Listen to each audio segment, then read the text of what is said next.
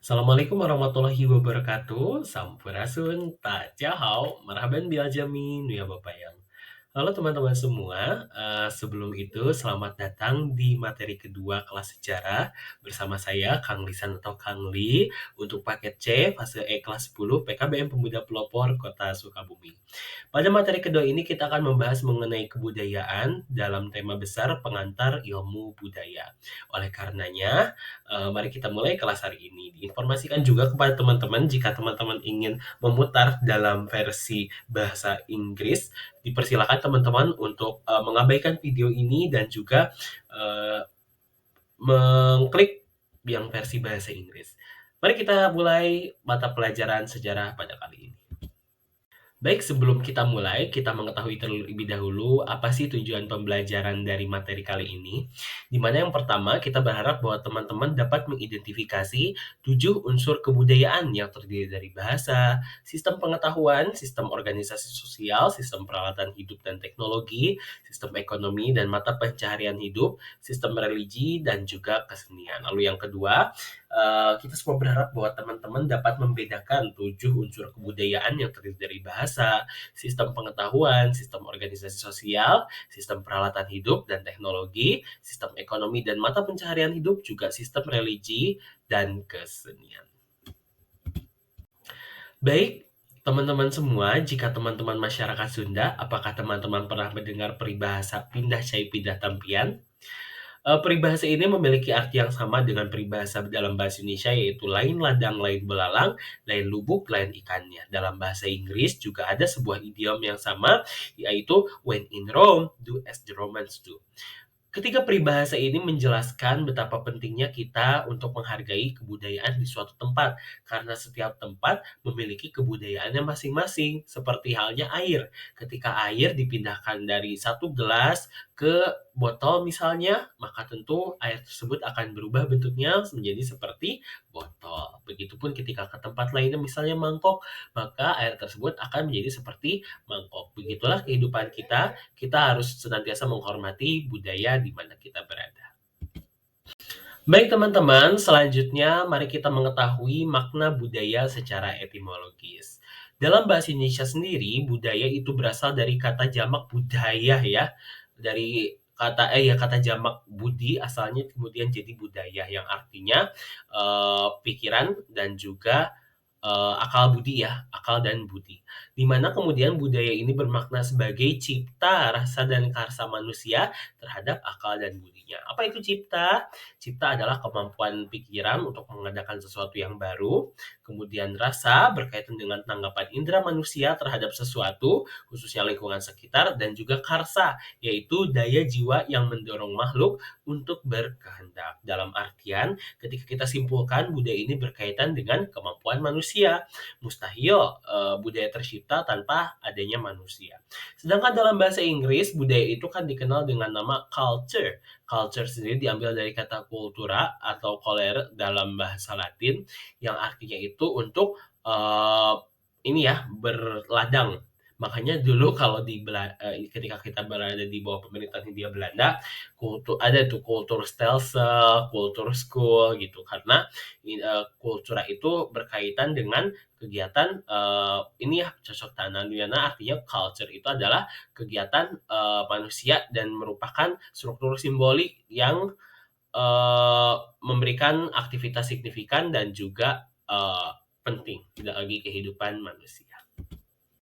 Baik teman-teman, selanjutnya mari kita memaknai apa itu budaya menurut para ahli. Yang pertama kita mengetahui terlebih dahulu makna budaya dari Kuncoro Dingrat. Menurut Kuncoro Ningrat pada tahun 1990, budaya ini adalah keseluruhan sistem gagasan, tindakan, dan hasil karya manusia dalam rangka kehidupan masyarakat yang dijadikan milik manusia dengan belajar.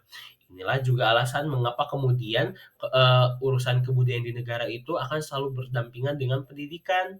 Makanya setiap dibentuknya Kementerian Pendidikan biasanya bersama dengan Kementerian Kebudayaan. Kalau di kita kan jadi Kementerian Pendidikan dan Kebudayaan.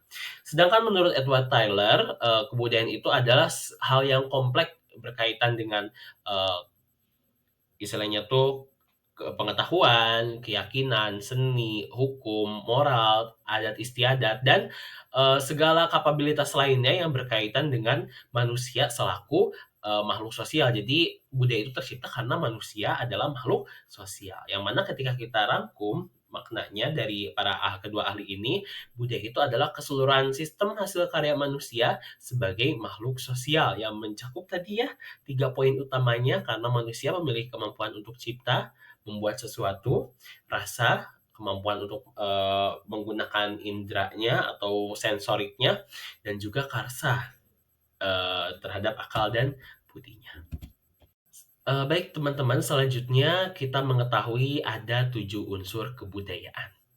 Nah, jadi Kunchoro-Ningrat itu selain beliau menjelaskan definisi apa itu budaya, beliau juga kemudian menyusun 7 unsur kebudayaan, di mana 7 unsur ini menjadi nilai universal bahwa budaya itu pasti ada 7 unsur ini, dan 7 unsur ini itu adalah bagian dari budaya. Yang pertama bahasa. Ya bahasa kan merupakan alat komunikasi satu-satunya manusia. Dalam artian tidak ada tuh walaupun emang ada istilahnya bahasa hewan, tapi kan itu bukanlah yang sistematis seperti halnya kita manusia. Kemudian ada knowledge system yang artinya sistem pengetahuan. Yang ketiga, pemerintahan dan juga sistem masyarakat. Karena kan kita apalagi makhluk sosial pasti punya sistem untuk hidup bermasyarakat. Yang keempat sistem teknologi, yang kelima sistem ini ya mata pencaharian hidup, agama, keyakinan itu juga berkaitan dengan budaya, dan yang ketujuh adalah seni. Makanya ada mata pelajaran ya seni dan budaya.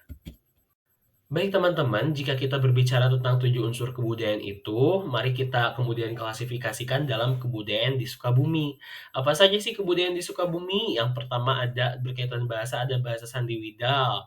Kita harus bangga karena tidak semua wilayah punya bahasa loh gitu. Walaupun kita ada bahasa Sunda, ada lagi bahasa prokem kita yaitu bahasa Sandiwidal yang kalau misalnya nih ya, Kota Sukabumi, bahasa Sandiwidal jadi Noa Gunahui. Itu bagaimana sistemnya mungkin suatu saat kita akan bahas ya di kelas bahasa khusus tambahan.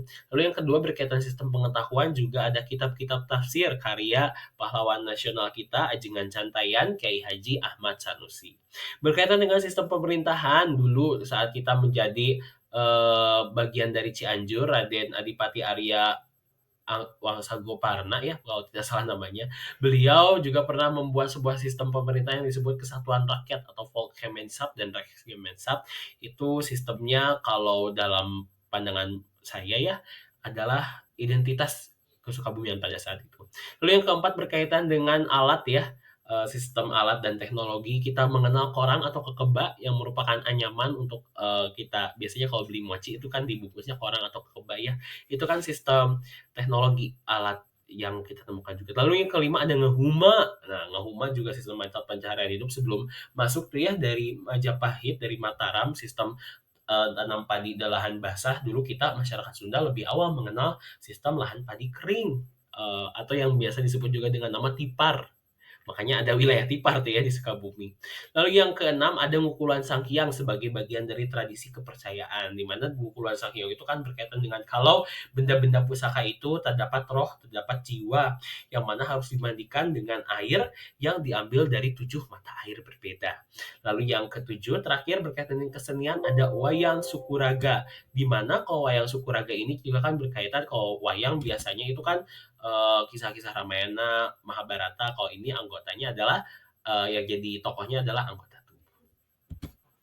Oke teman-teman, dari semua materi yang sudah kita pelajari hari ini tentunya akan menjadi pertanyaan buat teman-teman ya.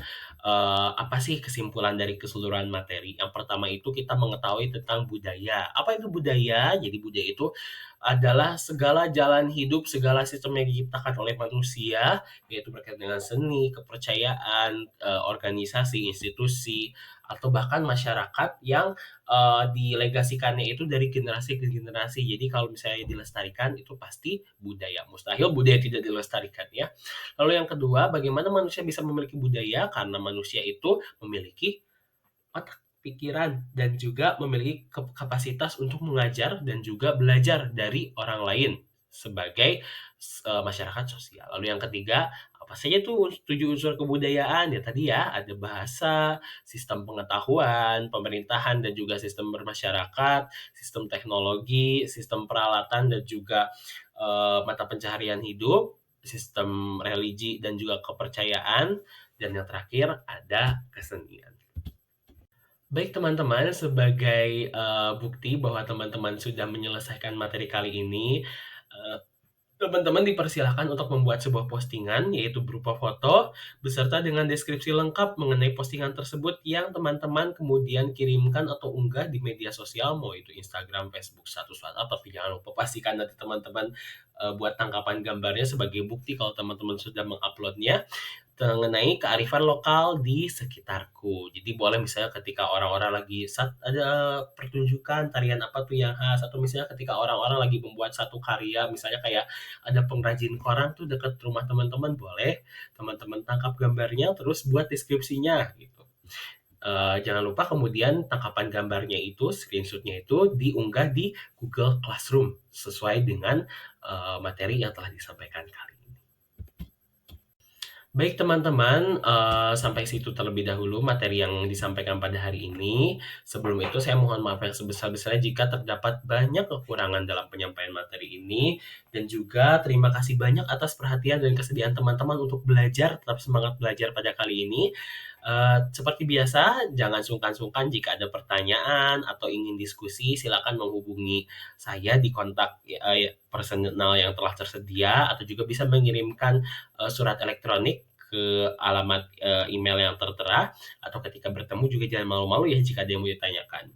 Atas perhatiannya saya ucapkan terima kasih, hatur nuhun, syekh, sukron, bahu kubuk. Wassalamualaikum warahmatullahi wabarakatuh.